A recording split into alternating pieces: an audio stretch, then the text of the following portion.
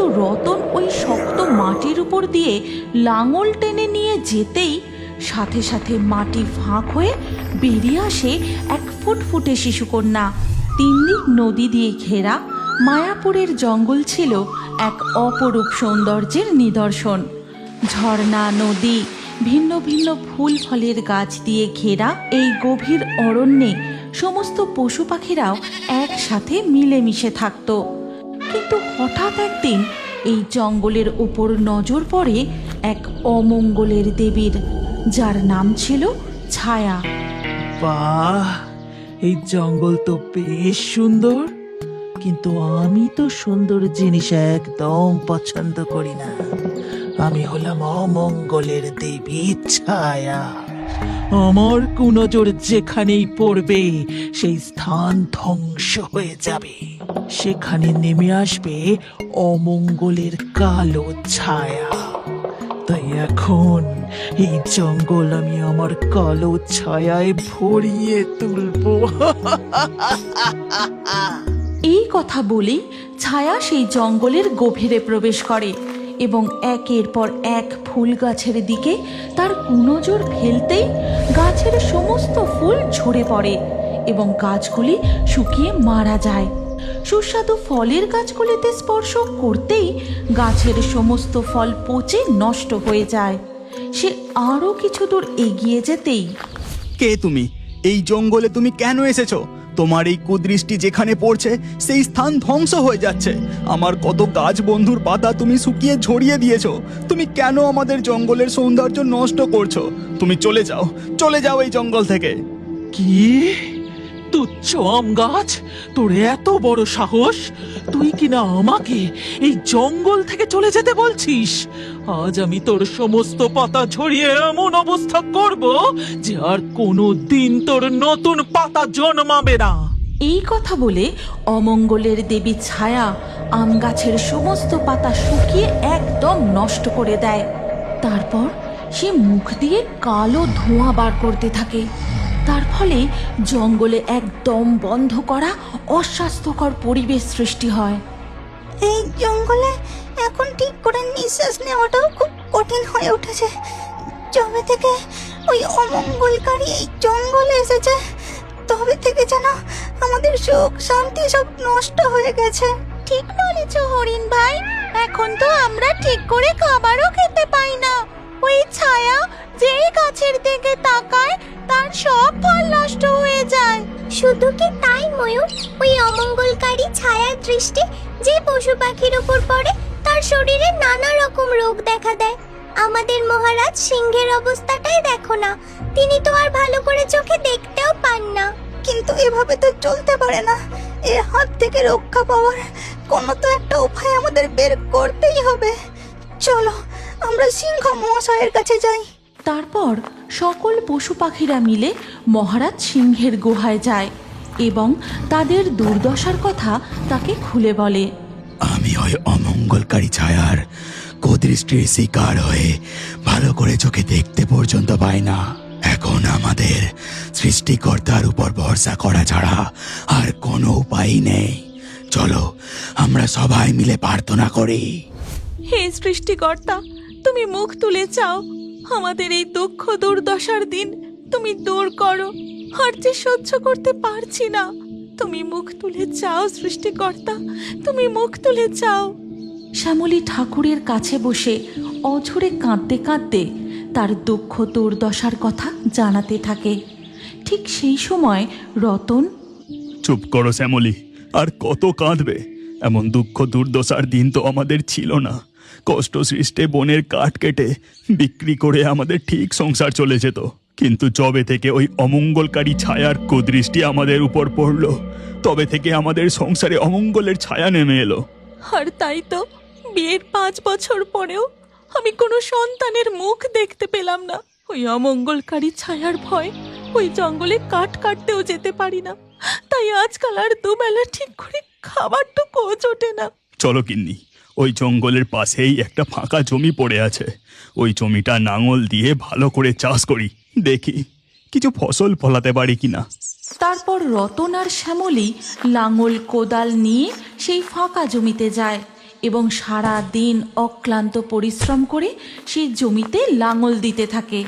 হে সৃষ্টিকর্তা, ওই অমঙ্গলকারী ছায়ার কুদৃষ্টিও মনে হয় এই জমিতে এসে পড়েছে, তাই এই জমির মাটিও এত শক্ত হয়ে গেছে।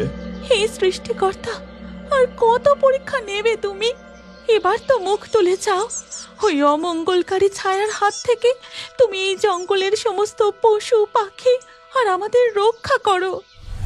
হে সৃষ্টিকর্তা, আমাদের বাঁচাও। এই জঙ্গলের একের পর এক পশু ওই ছায়ার শিকার হয়ে প্রাণ হারাচ্ছে, একের পর এক গাছ নষ্ট হয়ে যাচ্ছে। এই জঙ্গলকে তুমি রক্ষা করো। ঠিক তখনই আকাশটা কেমন থমথমে হয়ে ঘন কালো মেঘে ঢেকে যায়। জমিতে একটা জায়গার উপর দিয়ে রতন কিছুতেই লাঙল চালাতে পারে না। হ্যাঁ গো, আকাশটা এমন থমথমে হয়ে গেল কেন? এ কিসের ইঙ্গিত? আমার যে খুব ভয় করছে।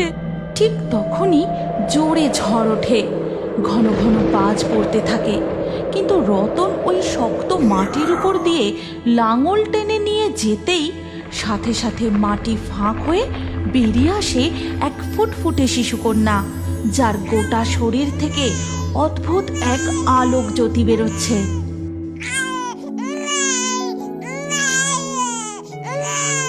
গিন্নি, এ আমি কি দেখছি? এটা কি সত্যি? ঠিক তখনই আকাশের ঘন কালো মেঘ কেটে গিয়ে রোদ ঝলমলিয়ে ওঠে, আর শুরু হয় পুষ্পবৃষ্টি। শোনা যায় শঙ্খধ্বনি। হর্ষা, হারিও না বন্ধু খরগোশ, ওই দেখো গাছে আবার নতুন পাতা জন্মেছে, নদীর জল কেমন ঝলমলিয়ে উঠেছে, আর দেখো আজকের পরিবেশটা কত মনোরম লাগছে। ঠিক বলেছ ময়ূর, তার মানে সৃষ্টিকর্তা আমাদের প্রার্থনা শুনেছেন। নিশ্চয়ই কেউ এই পৃথিবীর বুকে ভূমিষ্ঠ হয়েছেন, যে আমাদের এই প্রকৃতির ভারসাম্য রক্ষা করবে, এই অমঙ্গলের দেবী ছায়াকে শাস্তি দেবে।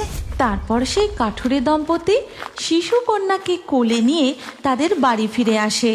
পরের দিন সকালে, তোর খুব খিদে পেয়েছে তাই না রে? তোকে যে আমি এখন কি খেতে দেব? ওই অমঙ্গলকারী ছায়ার জন্য আমরাই দুবেলা ঠিক করে খেতে পাই না। ঠিক তখনই তাদের বাড়ির বাইরে দুটো গরু ডেকে ওঠে।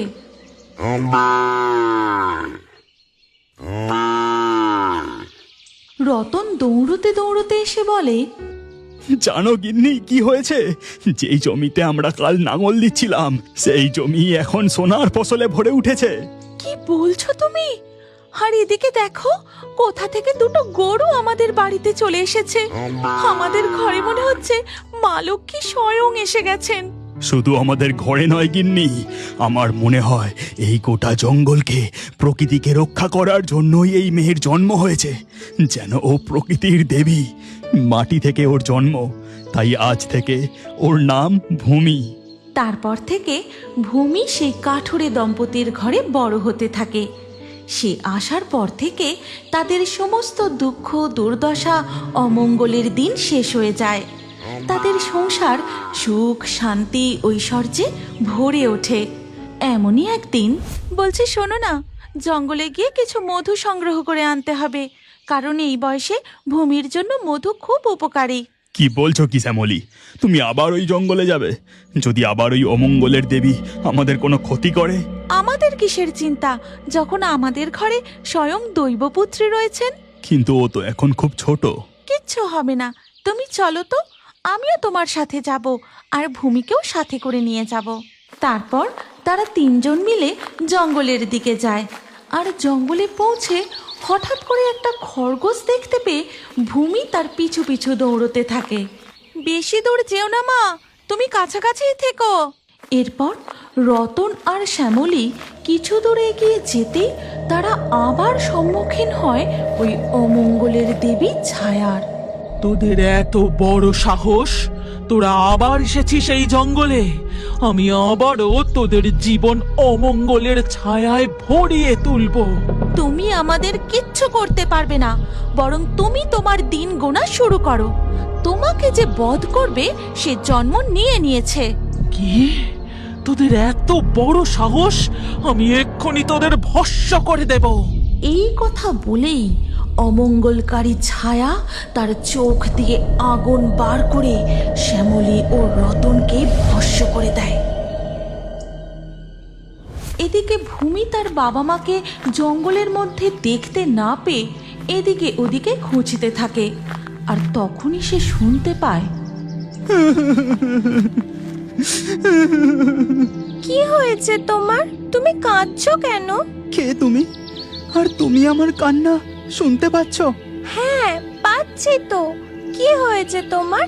আমায় খুলে বলো, তুমি আর কেঁদো না। এই কথা বলে ভূমি আম গাছের চোখের জল মোছানোর জন্য আম গাছকে স্পর্শ করতেই। এই গল্পের পরবর্তী পর্ব যদি তুমি দেখতে চাও তাহলে কমেন্টে নেক্সট পার্ট অবশ্যই লিখো, আর আমাদের রিও বার্ডস ফেসবুক পেজটি এক্ষুনি ফলো করে নাও। এই গল্পটি ভালো লাগলে লাইক করে শেয়ার করে দাও।